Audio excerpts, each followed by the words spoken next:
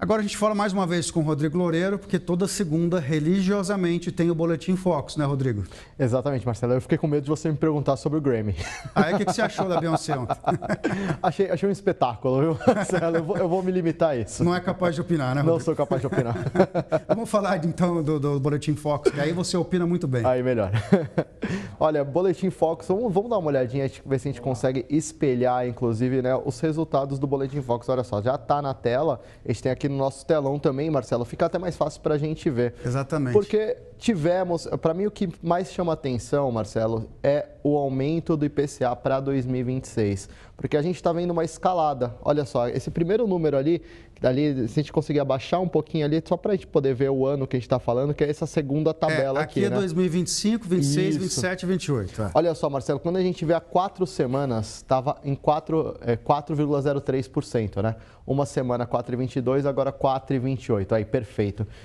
Então, a gente está cada vez mais se aproximando do teto da meta já para 2026, né? Se em 2025 o Boletim Focus já coloca o IPCA, que é o nosso índice de inflação, para 5,51, muito acima do teto da meta, agora para 2026 está caminhando cada vez mais próximo do teto da meta, o que é preocupante, né, Marcelo? Pois é. O Haddad diz que as pessoas estão subestimando o efeito do aumento da Selic. Ele acha que essa paulada que a Selic está dando na inflação pode fazer com que ela termine o ano dentro do teto da meta. Mas sempre tem essa dicotomia entre o que o governo diz e entre o que o mercado pensa. Né?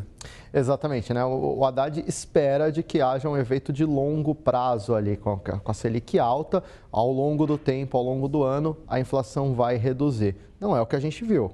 Inclusive, quando a gente conversa com muitos economistas, eles dizem, olha, Selic não é para controlar a inflação. O que a gente precisa para controlar a inflação são outros ajustes fiscais que são necessários.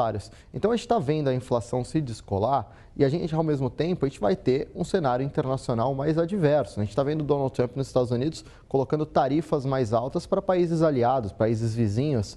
Então, tudo isso contribui para deixar a inflação no Brasil um pouco mais cara. Não adianta só disparar a Selic, aumentar a taxa de juros, pensando que isso vai controlar a inflação. Não vai. A gente viu isso acontecendo no ano passado, a gente tem uma expectativa de que uma Selic acima até de 15% nesse ano, mas a gente está vendo no Boletim Focus já uma inflação se descolando cada vez mais do teto da meta, Marcelo. Vamos falar de câmbio agora, Rodrigo? Câmbio estável, né, Marcelo? Olha, R$ 6,00 há 4 semanas, R$ 6,00 uma semana, R$ 6,00 hoje. Quando a gente olha para 2026, também manteve a projeção de R$ 6,00. Parece que os analistas ali estão confiantes que vai ficar nesse patamar do novo normal, os R$ 6,00, né, Marcelo? Com todo respeito a quem faz o Boletim Focus, mas assim, eu insisto que as previsões sobre câmbio, elas são um pouco preguiçosas, porque a gente sabe que não vai ser isso daqui, mas sabendo também que prever câmbio não é fácil, né? Ninguém vai falar assim que o câmbio vai ser 5,93 daqui a um ano, porque isso é impossível de saber, são muitas variáveis, né? Vamos passar para o próximo item aqui, Rodrigo, taxa Selic. Você acabou de dizer, né, que a previsão é de 15% para esse ano, e a previsão é que fique em 2 dígitos até 2028, algo que não mudou, né? Não mudou nada, né? Olha só, quando a gente compara uma semana atrás e hoje, em todos os anos aqui, né, 26, 27, 28, os mesmos números, sem mudanças na Selic. Vamos ver se isso vai manter. Mas olha só, o que chama atenção é que quando a gente olha para 2026, a gente vê um aumento do IPCA, mas a Selic na mesma faixa. Se o IPCA aumentar muito, o Banco Central vai ter que aumentar a Selic para tentar domar a inflação, que não é, como eu disse, né, não é esse remédio amargo, a gente não pode tomar toda vez. Isso não pode ser feito, porque a gente vai ter uma taxa de juros cada vez mais alta e cada vez mais a gente vai ver o efeito da Selic mais alta não surtir tanto uma porrada tão grande, digamos assim, na inflação. Então, isso que o Haddad está falando, de que a gente está subestimando o efeito da Selic mais alta, no longo prazo a inflação vai abaixar. Gera uma dúvida nos investidores, será que realmente vai abaixar? A gente vai ver mais para o segundo semestre como que esse cenário vai ficar, Marcelo. Tá certo, Rodrigo, obrigado. De nada. Agora vamos ver como é que está o mercado nesta segunda-feira. As informações quem traz para a gente é a Fernanda Câmara. Bom dia para você, Fernanda. Tudo bem, Marcelo? Muito bom dia para todo mundo. Eu estou aqui com Ramon Kozer, que é especialista da Valor Investimentos. A gente entrou aqui no jornal falando que a Bolsa abriu em aproximadamente, a queda de aproximadamente 0,70, mas isso já mudou. Então, a gente vai conversar com ele para saber também as consequências do mercado e de tudo mais. Então, muito bom dia. O que a gente pode falar então da Bolsa? Eu abri falando 0,70, mas isso oscila demais. Agora está em... A Bolsa agora acho que no momento está caindo 0,30, né? Mercado bastante volátil. Final de semana nós tivemos muitas medidas impostas por Donald Trump, né? Impôs tarifas para o Canadá em 25%, impôs tarifas para o México em 25%, acabou impondo tarifas de 10% para a China.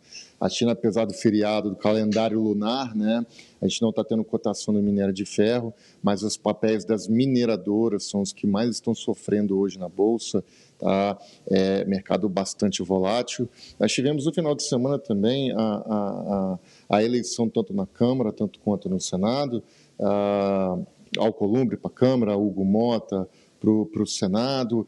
Ventila-se talvez o nome de Pacheco para alguma pasta do Ministério até de Desenvolvimento, se fala.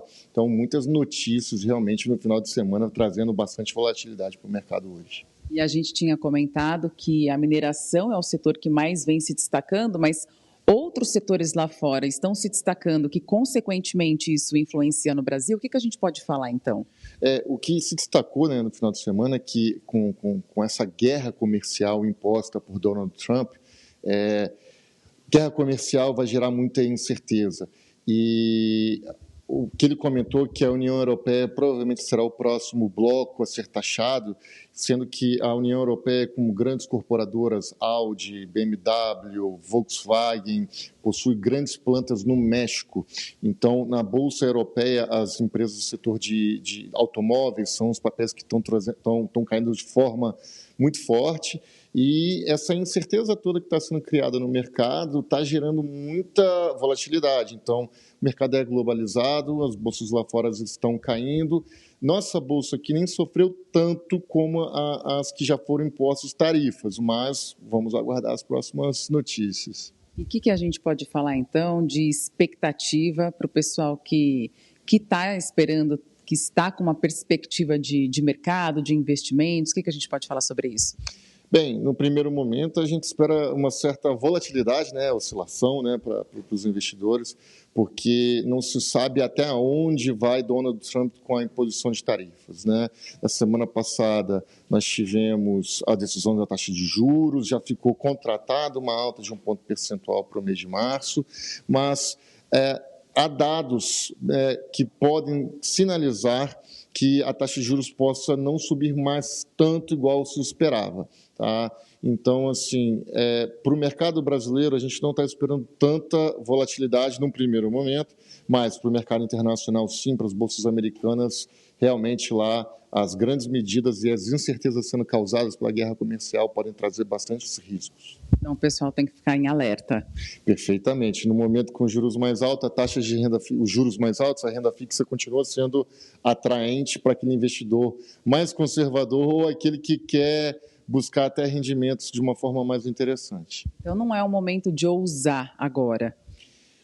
Talvez, dependendo do perfil do investidor, né? É importante que cada investidor saiba o seu perfil, né? A Bolsa Brasileira está barata, mas a gente acredita que podemos ter grandes oscilações. Tá certo. Muito obrigada, viu, pelas suas informações. Eu volto com você então, Marcelo.